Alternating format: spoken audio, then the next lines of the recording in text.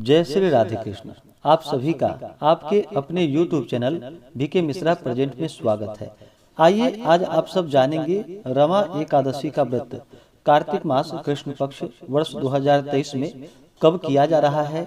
तो जानेंगे सभी व्रत के शुभ मुहूर्त के बारे में, पारण का क्या समय होगा, पारण कब किया जाएगा, पारण किस चीज से किया जाएगा, व्रत पूजा महत्व नियमों के बारे में और जानेंगे पूजन विधि के बारे में। कार्तिक मास के कृष्ण पक्ष में पड़ने वाली एकादशी को इसे रमा एकादशी और रंभा एकादशी के नाम से भी जाना जाता है। आप सभी भक्तों को रमा एकादशी व्रत की ढेर सारी शुभकामनाएं। प्रत्येक माह के कृष्ण पक्ष और शुक्ल पक्ष की एकादशी तिथि के दिन एकादशी का व्रत किया जाता है।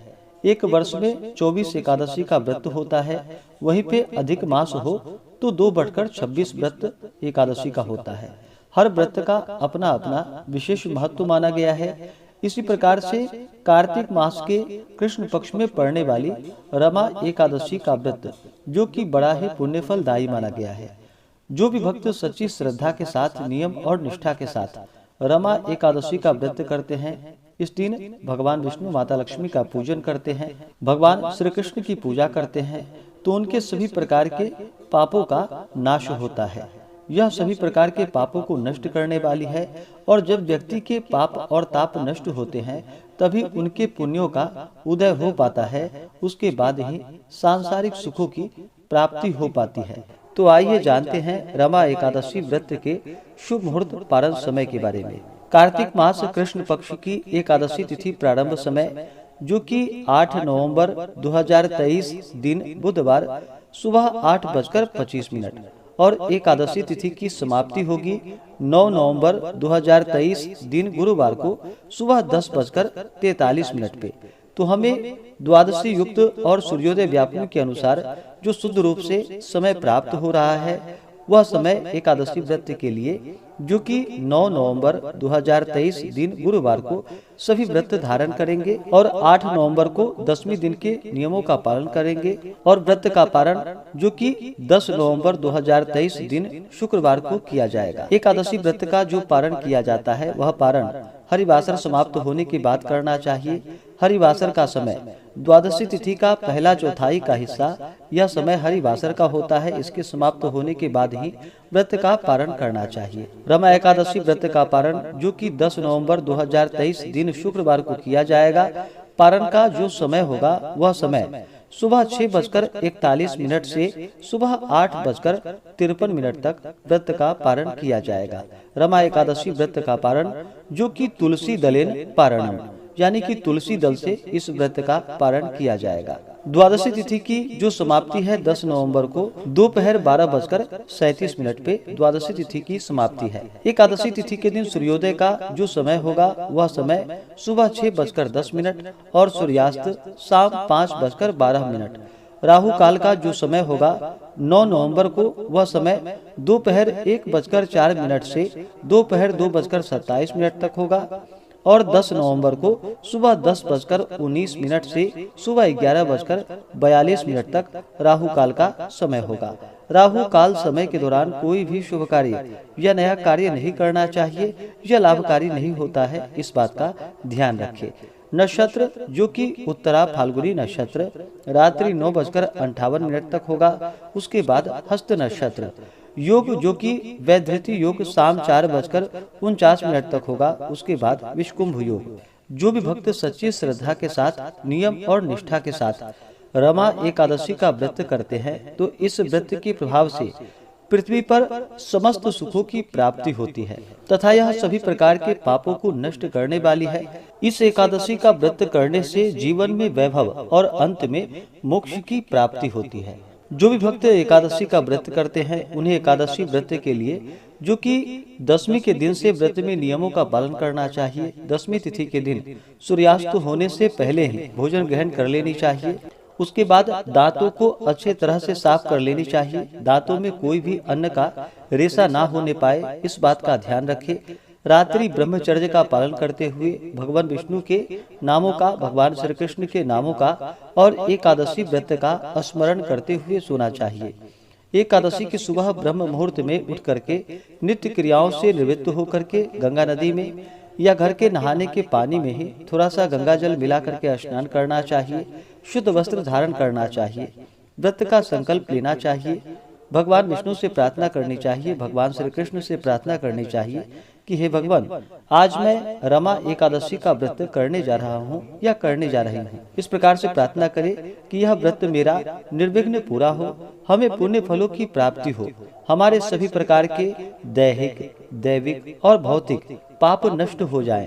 आपके मन में जो भी इच्छा हो, जो भी कामना हो, वह भगवान विष्णु, भगवान श्री कृष्ण से कहें। एकादशी के दिन, जो कि दिन रात्रि उपवास रहते हुए व्रत को धारण करे, जो उपवास नहीं रह पाते हैं, जिनका स्वास्थ्य सही ना हो, वो एक समय फलाहार ग्रहण करे और पूर्ण श्रद्धा भक्ति भाव के साथ एकादशी के दिन सुबह और शाम के वक्त भगवान विष्णु, माता लक्ष्मी, भगवान श्री कृष्ण का पूजन करे, कथा श्रवण करे, भगवान की आरती करे। रात्रि में जहां तक हो सके जागरण करते हुए समय को व्यतीत करे और अगले दिन द्वादशी की सुबह उठ करके नित्य क्रियाओं से निवृत्त होकर के स्नान करके शुद्ध वस्त्र धारण करके ब्राह्मणों को भोजन करवाएं, ब्राह्मणों को दान और दक्षिणा दे और समय के अनुसार व्रत का पारण करे।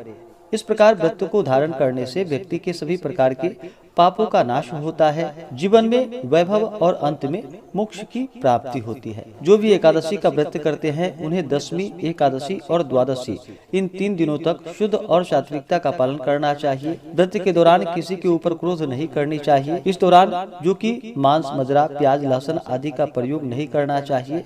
ब्रह्मचर्य का पालन करते हुए रहना चाहिए। व्रत के दौरान किसी के ऊपर क्रोध नहीं करनी चाहिए।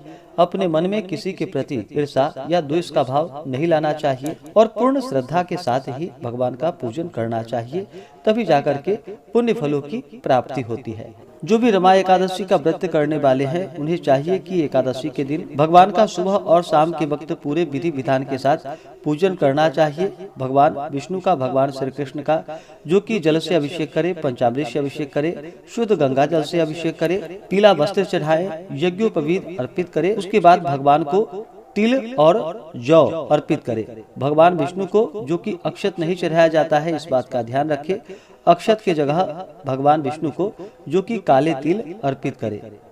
और फिर तुलसी दल भगवान विष्णु को अति प्रिय होता है, तो उन्हें तुलसी दल अवश्य ही चढ़ाएं। उसके बाद पीला चंदन अर्पित करे, पीला पुष्प चढ़ाए, पुष्पों की माला अर्पित करे, फिर धूप और दीप दिखाए, अनेक प्रकार का नैवेद्य अपने श्रद्धा भक्ति भाव के साथ में अर्पित करे। भगवान श्री कृष्ण को विशेष करके माखन मिश्री का भोग लगाए। भगवान विष्णु को जो भी बन सके, ऋतु फल हो या दूध से बने हुए वस्तुओं का भोग भगवान विष्णु को लगाएं। जब भी नैवेद्य का भोग लगाते हैं तो उसमें तुलसी दल डाल करके ही भगवान को भोग लगाना चाहिए। बिना तुलसी दल डाले हुए भगवान उस नैवेद्य को स्वीकार नहीं करते हैं, इस बात का ध्यान रखें। नैवेद्य का भोग लगाने के बाद जल से आचमनी करवाएं। मुख शुद्धि के लिए पान पत्र, सुपारी, लौंग, इलायची के साथ में अर्पित करे। द्रव्य दक्षिणा चढ़ाएं। इसी प्रकार से माता लक्ष्मी का पूजन करे। माता लक्ष्मी का जल से अभिषेक करे, पंचामृत से अभिषेक करे, शुद्ध गंगा जल से अभिषेक करे। माता लक्ष्मी को लाल वस्त्र अर्पित करे, श्रृंगार की वस्तुएं अर्पित करे, फिर अक्षत, चंदन, पुष्पों की माला अर्पित करे, धूप और दीप दिखाएं, अनेक प्रकार का नैवेद्य अपने श्रद्धा भक्ति भाव के साथ अर्पित करे। जल से आचमनी करवाएं। मुख शुद्धि के लिए पान पत्र, सुपारी, लौंग, इलायची के साथ में अर्पित करे। द्रव्य दक्षिणा चढ़ाएं। इसके बाद फिर रमा एकादशी व्रत का कथा श्रवण करे, भगवान की आरती करे। इस प्रकार से एकादशी के दिन भगवान का पूजन करना चाहिए, कथा श्रवण करनी चाहिए, रात्रि जागरण करते हुए समय को व्यतीत करना चाहिए। द्वादशी की सुबह उठ करके स्नान करके शुद्ध वस्त्र धारण करके भगवान का पूजन संपन्न कर ले, आरती करके उसके बाद ब्राह्मणों को भोजन करवाए, ब्राह्मणों को दान और दक्षिणा दे और फिर समय के अनुसार व्रत का पारण करना चाहिए। इससे भगवान विष्णु, भगवान श्री कृष्ण अपने भक्तों पर अति प्रसन्न होते हैं, अपने भक्तों के सभी प्रकार के पापों को नष्ट कर देते हैं तथा सभी प्रकार के सुख और समृद्धि का आशीर्वाद प्रदान करते हैं और अंत में फिर भगवान विष्णु के धाम की प्राप्ति होती है। तो आशा करता हूँ कि यह जानकारी आपको अच्छा लगा हो। ऐसे ही ज्ञानवर्धक जानकारियाँ प्राप्त करने के लिए हमारे इस चैनल पे अगर आप नए हैं तो चैनल को लाल बटन दबा करके सब्सक्राइब करें, साथ में बेल आइकन घंटी को दबाएं ताकि मेरे वीडियो का नोटिफिकेशन आपको समय से मिलता रहे।